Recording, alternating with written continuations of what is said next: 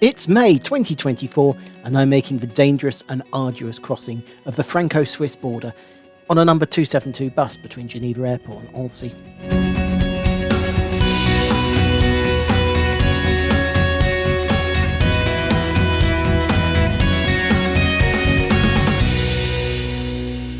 On the northern tip of its namesake lake, the cleanest lake in Europe, at a point where it discharges into the Thiou River, the city of Annecy looks and feels very Swiss, yet it's the capital of the Haute-Savoie department of France. In part, that Swissness may be down to the fact that Annecy has only been fully French for a little over 160 years, having spent centuries under the Counts of Geneva and then the Counts of Savoy, conquered by France and returned to the King of Sardinia, before finally the House of Savoy was annexed back into France in 1860. There is evidence of many lakeside towns dating back to the Neolithic and Bronze Age, with hunter-gatherers present from around 6000 BCE, joined by farming and fishing communities from around 4000 BCE. By the 4th century BCE, the Gallic tribe, the Allobroges, were settled on the banks of the lake at the site of modern-day Annecy. In 121 BCE, the tribe were first defeated by the Romans, who imposed taxes and control over the area. Despite fierce resistance and rebellions, the tribe were finally defeated and the region completely Romanised around 62 BCE. With the weakening and decline of the Roman Empire, this area of the Alps became an almost constant battleground as new groups moved in, fighting for control of parts of the fracturing empire, with massacres of the population common and the survivors heading up into the hills and caves to seek refuge, leaving the plain all but abandoned for centuries. It's only in the 11th century that the town started to be reborn at the foot of a defensive tower. Texts from the early 12th century reference Annecy-le-Neuf on the banks of the Thiou, developed by the Counts of Geneva. In 1132, construction started on a fortified house on the island in the middle of the Thiou, the site of the current Palais de Ile. In an almost permanent struggle with the bishops of Geneva, the Counts of Geneva ended up moving their base to Annecy and started work on the castle, which became their official home in 1219. Robert of Geneva was born in 1342 and would mark the end of the Counts of Geneva, as he was ordained into the church, becoming a cardinal in 1371. He rose to the very top, being elected as Pope Clement VII in 1378, though his election was by cardinals opposed to the return of the papacy from Avignon to Rome, and consequently Clement VII became the first of the Avignon anti-popes, reigning until his death in 1394. With no direct heirs, the dynasty of the Counts of Geneva died with Clement VII, and the lands were sold in 1401 to Amadeus VIII of Savoy for the sum of 45,000 gold florins. The sale included the whole of the county of the Genevois and its capital Annecy, but excluded Geneva, which remained under the government of the bishops. 15 years later, the Counts of Savoy were upgraded to a duchy, and in 1720 would become the Kings of Sardinia. During the duchy's reign over Annecy, the city developed rapidly, with mills taking advantage of the consistent and fast flow of the Thiou to grind cereals and to work hemp, leather and iron. The city soon gained a reputation as a metallurgical centre, specialising in the manufacture of knives, bladed weapons and armour. Though also during this time, the city suffered a series of catastrophic fires that destroyed large parts of the centre, requiring regular rebuilding. In September 1792, French troops invaded the Duchy of Savoy by surprise, forcing the Sardinian army to retreat to their capital in Turin. Initially welcomed by the population, that soon turned as the French imposed heavy taxes and forced mobilised men, resulting in a revolt in 1797, which was put down by the French. After Napoleon's first abdication in 1814, Savoy was divided, with Annecy remaining in France, with the northern parts of the duchy, around Geneva, becoming independent. Conscious that they'd not be able to survive as a small state, these northern parts of the duchy asked their traditional Swiss allies for permission to join the Swiss Confederation. Membership was achieved in 1815. Just a few months later, after Napoleon's second abdication, the borders of France were returned to their pre-revolutionary state, and Annecy returned to the duchy, becoming part of the Kingdom of Sardinia. But it wasn't to last for long. In a series of backroom deals between Napoleon III of France and the Count of Cavour, Prime Minister of the Kingdom of Sardinia, in 1858, for the French to assist with the unification of Italy, eventually lent the goal of a single Italian kingdom. But the price was for the Kingdom of Sardinia to cede the remaining parts of the Duchy of Savoy to the French. The resulting 1860 Treaty of Turin transferred Annecy and the rest of Savoy to France. With the arrival of trains in 1866 and the creation of a tourism office in 1895, the city soon became a popular tourist destination, particularly during the Belle Époque, where it took on the moniker of the Pearl of the Alps for its location between the lake and the mountains.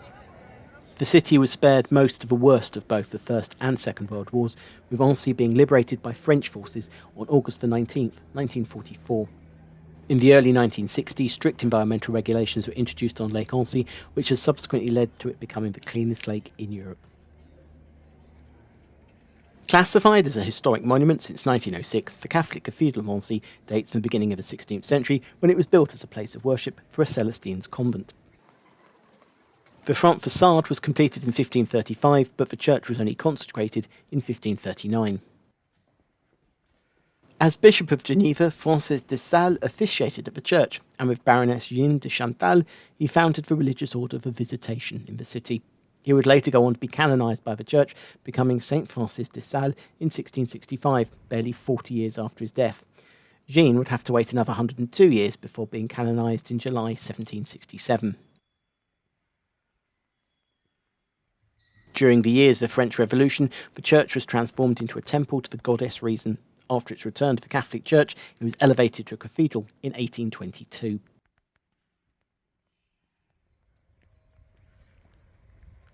The mother house of the Order of the Visitation is located on the Crête de Mur, high above the centre of Annecy, with the current nunnery being occupied from 1911 onwards.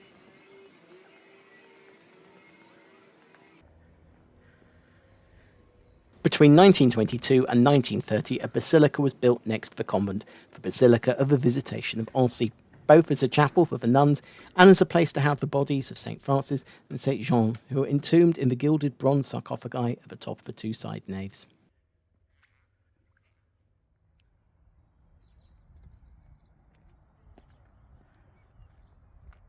Being at one of the highest points in the city, the Basilica grounds also act as a viewpoint from where you can look down on the heart of the old town of Annecy, as well as over the lake and towards the mountains.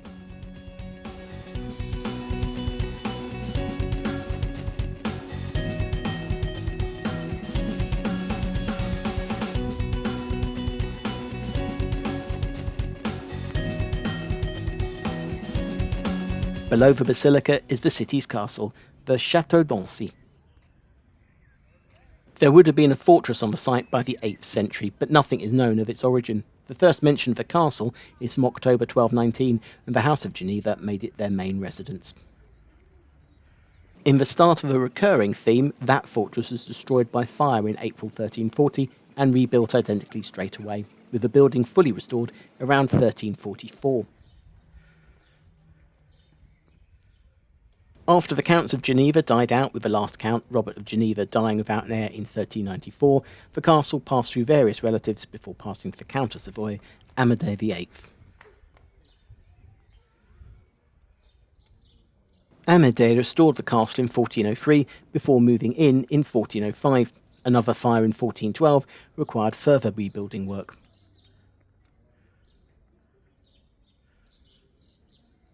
The castle was eventually abandoned in the 17th century and then repaired to serve as barracks until 1947. Following yet another fire in 1952, the city acquired the castle in 1953 and restored it. Since 1959, it's been listed as a monument historique by the French Ministry of Culture. With its commanding position above the old town and overlooking the bottom of Lake Annecy, the views from the terrace of the rear of the complex are some of the best in town. Following the restoration of the castle, the city placed museums in the castle buildings, initially the Museum of Alpine Popular Art and lately the Regional Observatory of the Alpine Lakes. The observatory is located in the Tour Pierre and Logis Pierre, which are separate from the main castle building and date back to works carried out in the 15th century.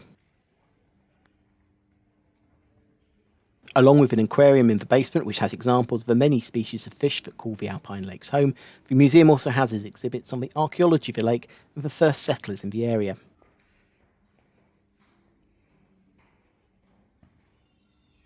Exhibits on traditional fishing equipment and methods used in alpine lakes.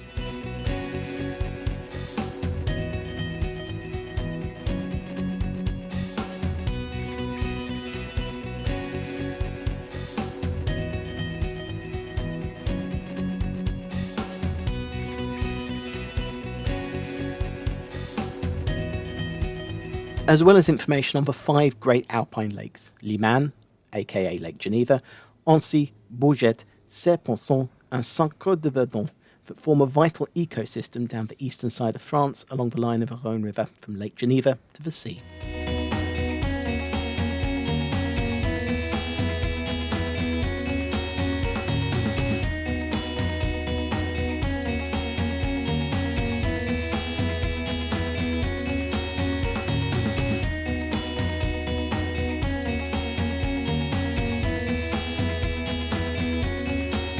This includes an impressive representation of the relative sizes of the 5 lakes, clearly showing how much larger Lake Léman is than the other 4 combined, as well as a topographical map of Lake Annecy.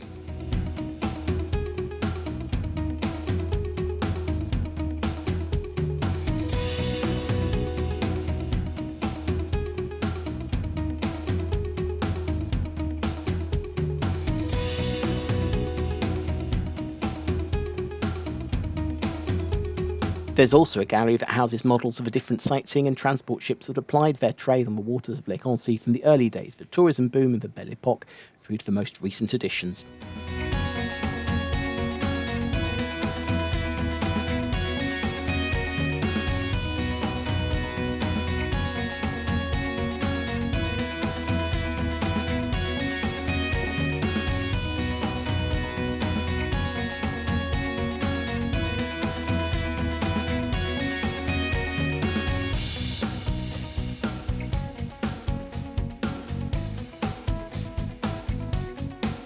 The rest of the chateau is made up of the lodges Neuf, the Ville lodges, the lodges Nemours, and the Tour Saint-Paul, Tour Saint-Pierre, Tour des Trésors, and Tour de la Reine, which across them house a museum of contemporary art and regional art.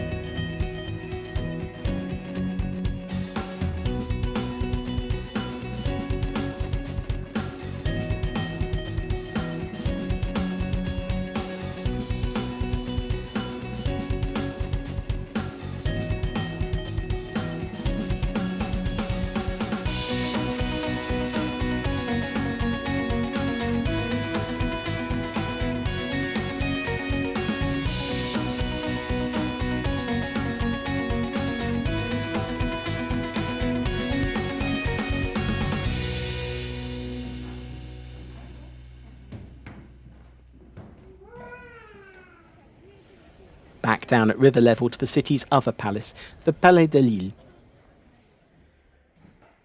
Construction started on a fortified house in the 12th century, though the site had been remodelled countless times over the following centuries.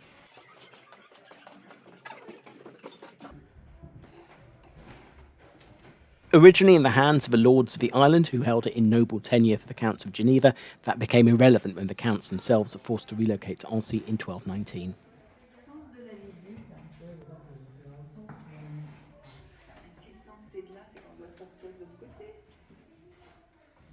Use of the building swapped back and forwards between a palace and a prison for centuries, at times home to a court, at other times just a palace, on occasions just a prison.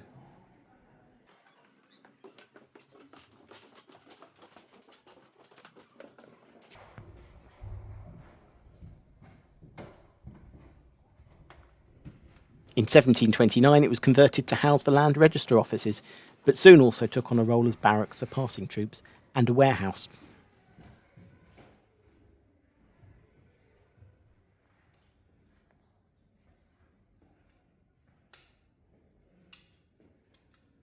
Between 1864 and 1888 it served as an old people's home before being converted back into barracks.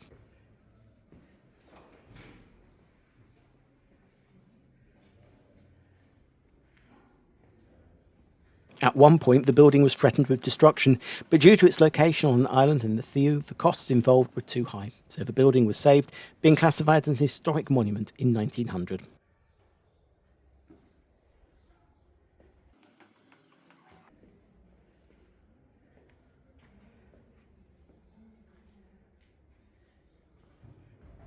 The palace saw a final return to its role as a prison during the Second World War.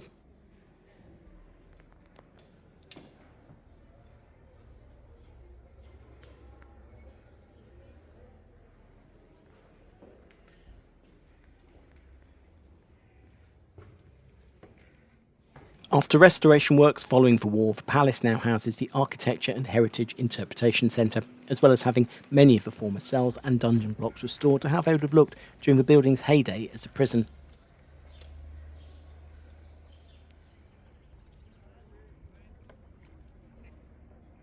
But for all the buildings and history of the city, its most important feature, the one that first brought humans to the area, is L'Arc d'Annecy.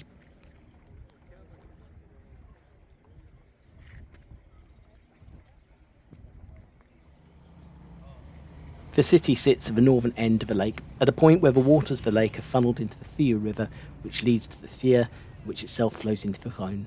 One of the best ways to explore the lake is to take one of the tours that run around part or all of the lake.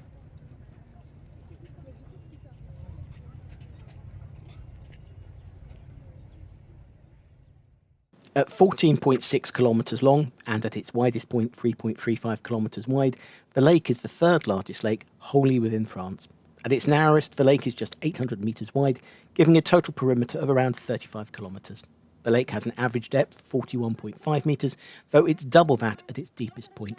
With a total volume of 1,124.5 million cubic metres, it takes water approximately 4 years to travel from the top to the bottom end of the lake.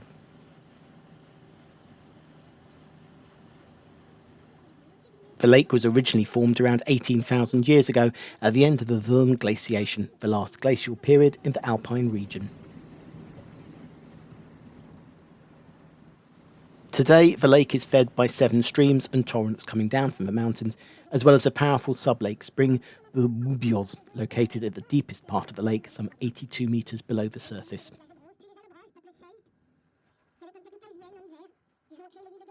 Previously a natural outlet for all wastewater from the surrounding communities, including sewage and industrial runoff, the lake was at risk of eutrophication, the process where blooms of microorganisms such as algae deplete the water of the oxygen, and left unchecked, the lake can effectively become dead with nothing able to survive in the water. In extreme cases, the water itself can become toxic.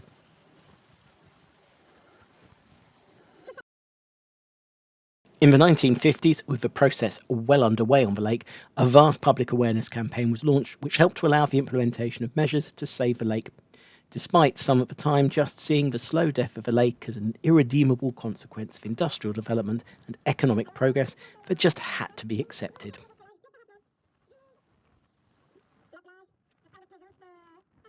In 1957, 8 municipalities banded together to attempt to save the lake, initially by installing a complete sanitation network built with a collector under the road that runs around the lake, preventing effluent and other industrial waste from entering the lake and carrying it away to a treatment plant.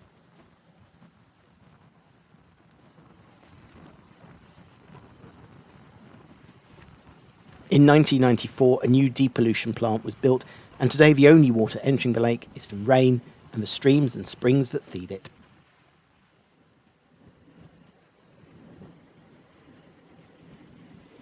Today, Lake Annecy is renowned for its cleanliness and considered to be the purest urbanised lake in Europe. It's so clean that water can be drunk directly from the lake without treatment. Tap water across the city comes directly from the lake.